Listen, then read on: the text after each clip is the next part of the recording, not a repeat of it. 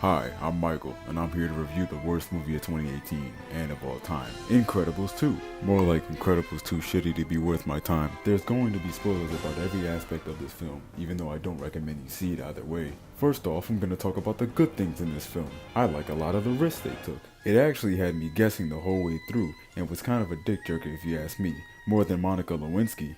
Very bold decisions from writer and director Brad Bird, like the scene where Elastigirl uses Jack Jack as a butt plug in order to test out her stretching abilities after so many years out of the business, really puts into perspective how the relationships of these characters have grown. Or the scene where Mr. Incredible beats the shit out of Dash because he's so stressed, giving the audience insight on the epidemic of child abuse in the nation of China. All around just brave things.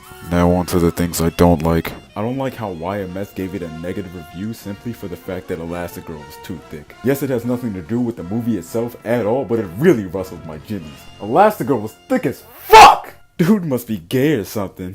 I don't like how much they focus on Mr. Incredible's hairy ass whenever you go to the bathroom and cry his sorrows away. Can we talk about those scenes? They're way too drawn out and long. It's understandable the woman is going through a tough time, but they pulled away from the bigger story. I didn't need to see every step of the way from the unbuckling of his pants to the slapping of his balls in the water of the bathtub. It made me feel uncomfortable on too many levels and was unnecessary. I don't care if my Asian child is adopted, she doesn't need to be seeing this. I don't like seeing grown men in vulnerable places. That's what women are for. If I wanted to see a sad man express his emotions, I'd just film myself jerking off and crying in the shower for 2 hours.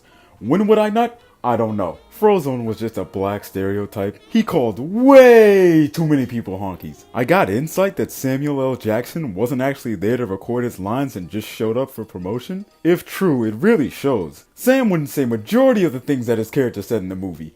His soul wouldn't allow it. I don't know if it was Brad Bird's white guilt or what, but his lines were just so unbelievable.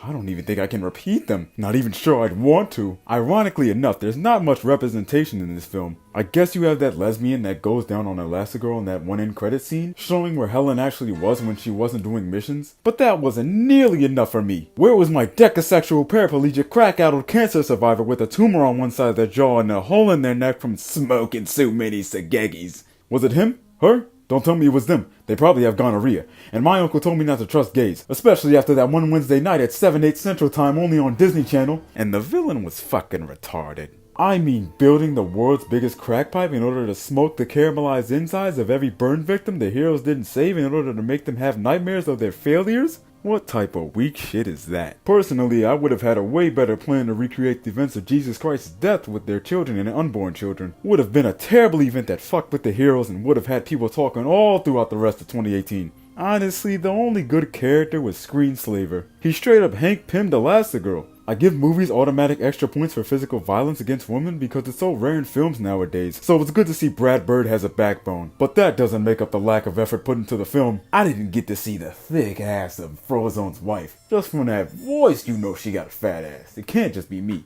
Violet failed to be a big titty goth GF in progression, which further proves my point that it should have taken place in the year 2022 when goth GFs take over. Even with the scene of Bob Homer censoring Dash, the violence against the children was very scarce, unlike the last film. Remember when that goon dude two-piece Dash? You ain't gonna see that here. One step forward, 2 steps back. Come on, Brad. And the use of swearing was honestly distasteful. I mean, there's one scene where Evelyn straight up goes to Frozone and calls him a It was unneeded and out of place. My children were very upset and I deserve a worldwide apology from the director and a G-rated version of the film because this one aspect of the film makes me upset. Overall, it's a very disappointing experience and I don't recommend you see it. Is it fun seeing the exploitation of a very attractive woman, the violence against said woman to put her in her place, a tight ass, literally, scene where some family bonding happens, multiple scenes of child mutilation, and the satanic ritual of animated Brad Bird? Yeah, but it wasn't worth the price of admission. 13 out of 11, only there because of Elastigirl. All jokes aside though, the movie was actually kind of shit.